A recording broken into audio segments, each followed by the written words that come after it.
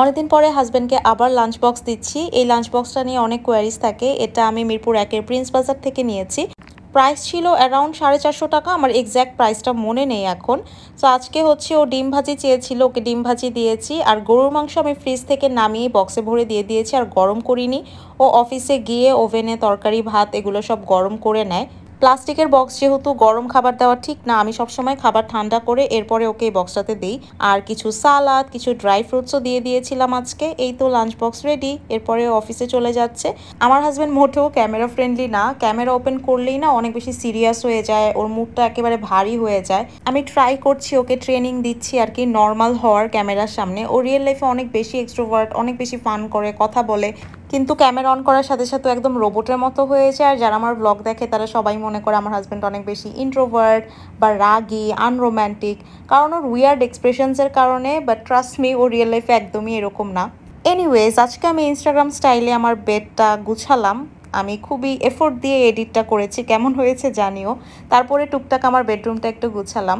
আমার রুমে যে দুইটা রিয়েল গাছও আছে, এটা আমি মাঝে মাঝে ভুলেই যাই। এই মানি প্ল্যান্টসগুলো কিন্তু অনেক লো মেনটেনেন্স, অল্প পানি দিলেই হয় আর রোদেও দেওয়া লাগে না। এরপরে আমার মর্নিং স্কিন কেয়ার করে নিচ্ছি। আর এই সব অথেন্টিক স্কিন কেয়ার প্রোডাক্টস কিন্তু তোমরা আমার বিজনেস পেজ আর হ্যাপি স্কিনে পেয়ে যাবে।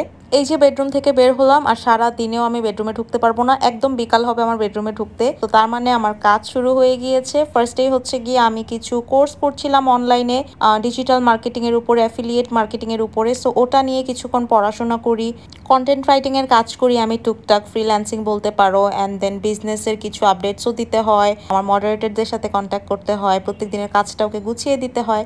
অ্যান্ড এগুলো করতে করতেই হচ্ছে আমার অনেক টাইম পার হয়ে যায়। তারপরে আমি চলে আসি ব্রেকফাস্ট করতে। আমি একটু লেট ব্রেকফাস্ট করি 10টার পরে। আজকে আমার খুবই ক্যাপাচিনো খেতে ইচ্ছা করছিল, এই জন্য বাসায় অনেকদিন পরে আমি চিনি দিয়ে কফি খাচ্ছি, কারণ চিনি ছাড়া তো ক্যাপাচিনো হবে না। একটা চকলেট বান ছিল বাসায়, ওটাই গরম করে নিলাম। চকলেট বান, মাফিন, ব্রাউনি এগুলো গরম করে খেলে না অন্যরকম মজা লাগে।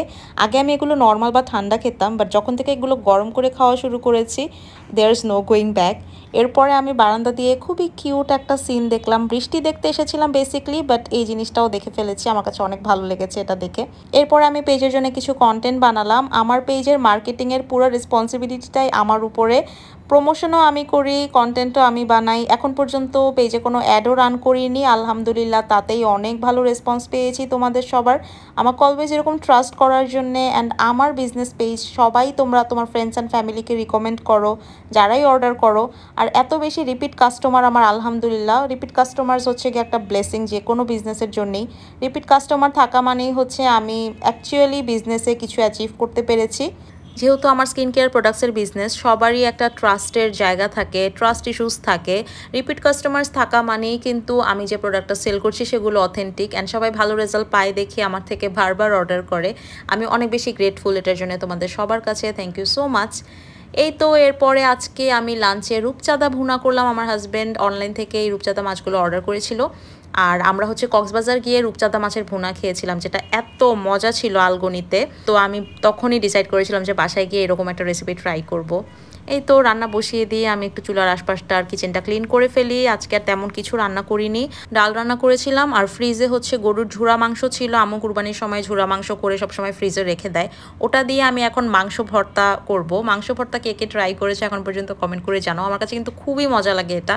নর্মাল আলু ভর্তা যেভাবে করে পুরো সেম টু সেম ওইভাবেই, জাস্ট আলুর জায়গায় এখানে মাংস ইউজ করতে হবে, ঝুরা গরুর মাংসটা।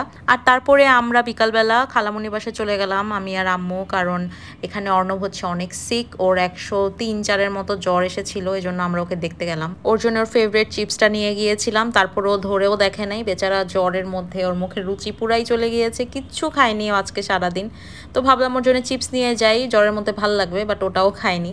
এনিওয়েজ, এখানে খালামণি অনেক কিছু প্রিপেয়ার করেছিল আমাদের জন্য, আমরাও কিছু স্ন্যাক্স নিয়ে গিয়েছিলাম। তো সব কিছু একসাথে টেবিলে সার্ভ করে দিলাম, এখন মজা মজা করে খাবো আর অনেক অনেক গল্প করব।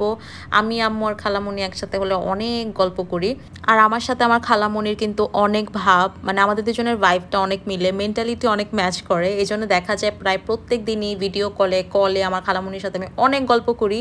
অ্যান্ড অলমোস্ট আমার আম্মুর সাথে আমি সব কিছু শেয়ার করি, আমার খালামণির সাথে আমি সব কিছু শেয়ার করি। এরপরে আমি মোগলাই খেলাম, আর মোগলাই দিয়ে ছোলা একসাথে ট্রাই করলাম, মজা ছিল কম্বিনেশনটা। হোটেলের মোগলাই, কিমা পুরি এগুলো এত পছন্দ আমার, সন্ধ্যার সময় এত এগুলো খেতে ইচ্ছা করে, বাট খাওয়া হয় না।